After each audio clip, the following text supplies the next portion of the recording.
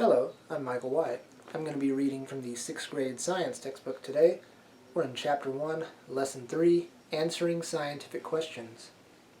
My Planet Diary. Bittersweet. In 2007, scientists found they had a mystery on their hands. In some countries, commercial honeybees began dying off in very large numbers. Honeybees pollinate crops such as apples, nuts, celery, and squash. If the mystery went unsolved, basic foods might become scarce. Scientists began to investigate. In 2009, they compared the genes in healthy honeybees to the genes in sick honeybees. They found evidence that certain viruses attack proteins in honeybees. The afflicted bees seemed unable to produce proteins that can fight the virus, so the bees died. This study was one of the first to identify a cause for the mystery, but scientists still need to investigate further to find a cure for the sick bees. What is scientific inquiry? You hear a small whirling noise and look up. A ruby-throated hummingbird darts by, its wings a blur. It hovers over red salvia in the garden and then moves to an orange flower. It doesn't seem to go near any yellow flowers. What attracts a hummingbird to a flower? Do hummingbirds prefer some flower colors to others? Thinking and questioning in this way are the start of the scientific inquiry process. Scientific inquiry refers to the diverse ways in which scientists study the natural world and propose explanations based on the evidence they gather. Posing questions. Scientific inquiry often begins with a question about an observation. Your observation about the hummingbird's feeding habits may lead you to ask a question. Do hummingbirds prefer red flowers to other flower colors? Questions come from your experiences, observations, and inferences. Curiosity plays a role too. Because others may have asked similar questions, you should do research to find what information is already known about the topic before you go on with your investigation. Look at Figure 1 to pose a scientific question about an observation. Developing a hypothesis. How could you answer your question about hummingbirds and flower color? In trying to answer the question, you are developing a hypothesis. A hypothesis, plural hypotheses, is a possible answer to a scientific question. In this case, you may suspect that hummingbirds can see red better than yellow. Your hypothesis would be that hummingbirds are more attracted to red flowers than yellow flowers. Use Figure 2 to practice developing a hypothesis. A hypothesis is not a fact. In science, a fact is an observation that has been confirmed repeatedly. For example, it is a fact that hummingbirds have tiny hairs on the tip of the tongue that help lap up nectar. A hypothesis, on the other hand, is one possible answer to a question. For example, perhaps the hummingbirds only seem to be feeding more at red flowers because the garden has fewer other colored flowers. In science, a hypothesis must be testable. Researchers must be able to carry out investigations and gather evidence that will either support or disprove the hypothesis. How do you design and conduct an experiment? After developing your hypothesis, you're ready to test it by designing an experiment. An experiment must follow sound scientific principles for its results to be valid. The experiment needs to produce the kind of data that can answer your question. Also, the data collected needs to be measurable. For example, to find out if hummingbirds have a color preference, you could set up red and yellow feeders to test from which color, if any, the bird prefers to get food. Then you could collect data by counting how often hummingbirds feed from both the red and yellow feeders. Controlling variables. To test your hypothesis, you will observe hummingbirds feeding from different colored feeders. All other variables, or factors that can change in an experiment, must be the same. This includes variables such as the type of food, the shape and size of the feeder, and even the time of day when you observe the hummingbirds.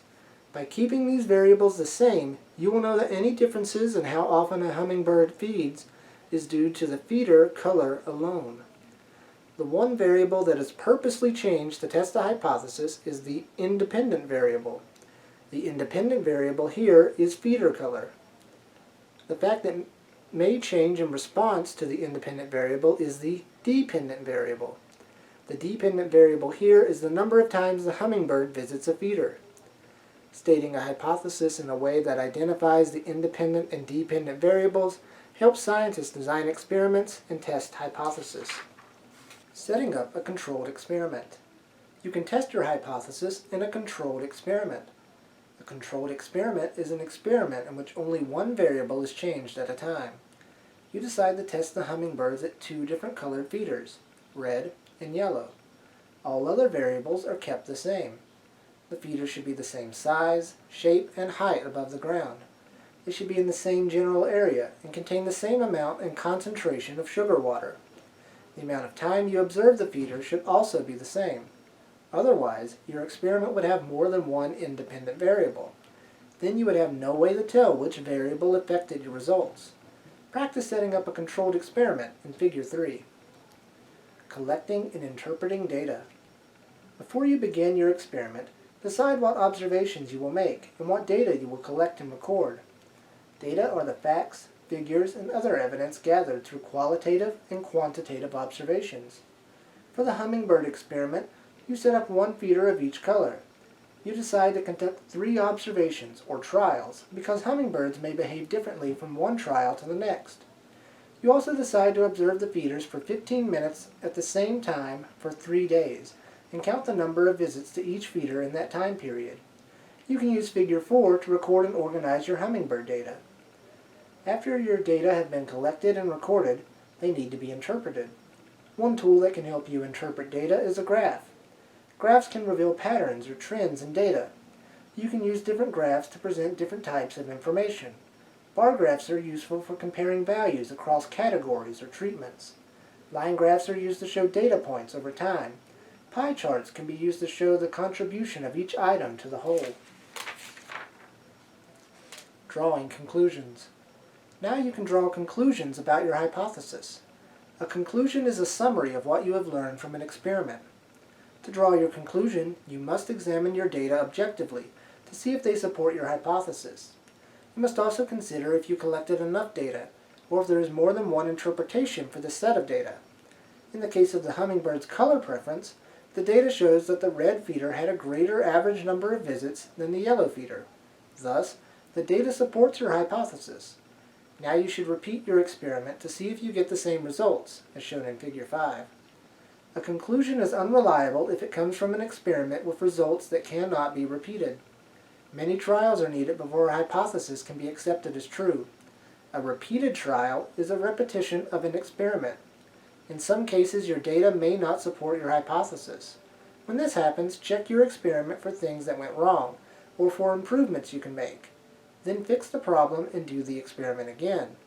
If the experiment was done correctly the first time, your hypothesis was probably not correct. Propose a new hypothesis to test. Scientific inquiry usually doesn't end once an experiment is done. Often, one experiment leads to another. Communicating. Communicating is the sharing of ideas and results with others through writing and speaking. Scientists give talks at scientific meetings, exchange information on the internet, or publish articles in scientific journals to communicate. When scientists share the results of their research, they describe their procedures so that others can repeat their experiments. Scientists wait until an experiment has been repeated many times before accepting a result. This way, scientists know that the result is accurate. Therefore, scientists must keep accurate records of their methods and results. Before the results are published, other scientists review the experiment for sources of error, such as bias, faulty data interpretation, and faulty conclusions. This review process helps prevent unreliable results from being published. Sometimes a scientific inquiry can be part of a huge project in which many scientists are working together around the world. On group projects, scientists share their ideas and results regularly. Figure 6 asks you to come up with some ideas for communicating the results of your hummingbird experiment. What are scientific theories and laws? Have you ever had a theory that your friends were planning a surprise party for you? Everyday theories you might have are different from scientific theories. A scientific theory is a well-tested and widely accepted explanation of observations and experimental results. Scientists are constantly testing scientific theories. If new observations or experiments do not support a theory, then the theory is changed or thrown out. In a community, people make rules to help them live together. These rules are called laws. Science has laws too. A scientific law is a statement that describes what scientists expect to happen every time under a particular set of conditions. Scientific laws describe observed patterns in nature without trying to explain those patterns. For example, according to the law of gravity, all objects in the universe attract each other. Learn about another scientific law in Figure 7. And I believe that is the end of Lesson 3 and thus Chapter 1.